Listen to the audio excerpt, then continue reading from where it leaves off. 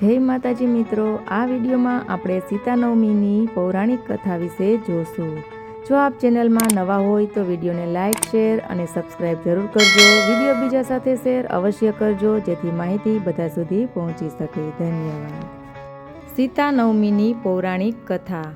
સીતા નવમી પાછળની પૌરાણિક કથા રામાયણ મહાકાવ્ય સાથે ખૂબ જ નજીકથી સંકળાયેલી છે અને માતા સીતાના દૈવી મૂળ વિશે જણાવે છે।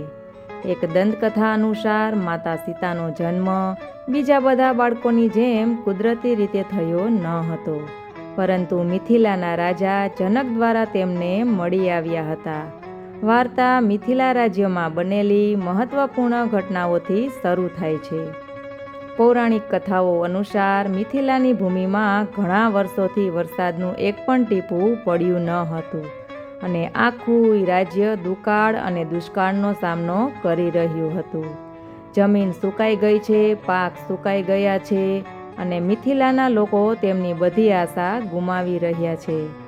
પોતાના લોકોના દુઃખને જોઈને રાજા જનક તે સમયે નિરાશ, અસ્વસ્થ અને ખૂબ જ લાચાર બની ગયા હતા। મિથિલાની કથળતી સ્થિતિ જોઈને ઋષિઓએ રાજા જનકને કહ્યું કે તે સોનાના હળથી ખેતર ખેડે, જેથી રાજ્યને ભગવાન ઇન્દ્રદેવનો આશીર્વાદ મળી શકે। આ પછી રાજા જનકે ખેતર ખેડવાનું શરૂ કર્યું અને અચાનક તેમનું હળ એક બોક્સ સાથે અથડાયું। જે ક્ષણે તેમને બોક્સ ખોલ્યું ત્યાં એક ચમત્કાર થયો। પૃથ્વીમાંથી એક બાળકી બહાર આવી અને તેણે દિવ્ય પ્રકાશથી સ્નાન કરાવ્યું। તે સમયે રાજા જનકને કોઈ સંતાન નહોતું, તેથી તેમને તે છોકરીને દત્તક લઈ લીધી અને તેનું નામ સીતા રાખ્યું। રાજા જનકની પુત્રી, તેમને જાનકીજી તરીકે પણ સંબોધવામાં આવતા હતા। આ ઉપરાંત તેમને ભૂમિજા અને મૈથિલી જેવા અન્ય ઘણા નામોથી પણ સંબોધવામાં આવે છે। તેમને ભૂમિજિયા કહેવામાં આવતા હતા કારણ કે તે પૃથ્વીમાંથી ઉદ્ભવ્યા હતા। એવું પણ કહેવાય છે કે માતા સીતા મિથિલા પહોંચ્યા કે તરત જ પુષ્કળ વરસાદ શરૂ થયો હતો અને દુષ્કાળ ગાયબ થઈ ગયો હતો। તેમનું જીવન વિવિધ કસોટીઓથી ભરેલું છે। આમ ધરતીમાંથી પ્રગટ થયા હોવાથી તેમને ભૂમિપુત્રી પણ કહેવામાં આવે છે। તેમનું ઐતિહાસિક કથા વિશે આપણે જોઈએ તો માતા સીતાને ભગવાન વિષ્ણુની પત્ની દેવી લક્ષ્મીનો અવતાર માનવામાં આવે છે। રાજા જનકની પુત્રી હોવાથી તેમને જાનકી નામથી પણ ઓળખવામાં આવે છે।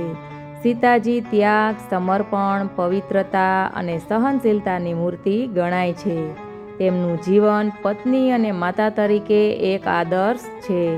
કથાના અંતે જ્યારે રામજી સાથે ફરીથી મિલન પછી પણ સીતાજીને પોતાની પવિત્રતા સાબિત કરવી પડી, ત્યારે તેઓ દુઃખી થઈને ધરતી માતાને વિનંતી કરે છે અને ધરતી માતા તેમની પુત્રીને પોતાના ખોળામાં સમાવી લે છે। તો મિત્રો, આ હતી સીતા નવમીની ઐતિહાસિક અને પૌરાણિક કથા। આ દિવસે વ્રત કરવાથી, માતા સીતાની પૂજા કરવાથી સુખ સમૃદ્ધિ મળે છે। માનવામાં આવે છે કે જે સ્ત્રીઓ આ દિવસે સીતાજીની પૂજા કરે છે તેમને અખંડ સૌભાગ્યનું વરદાન મળે છે। સીતા નવમીની આપ સૌને હાર્દિક શુભકામનાઓ। વિડીયો બીજા સાથે શેર અવશ્ય કરજો। ધન્યવાદ।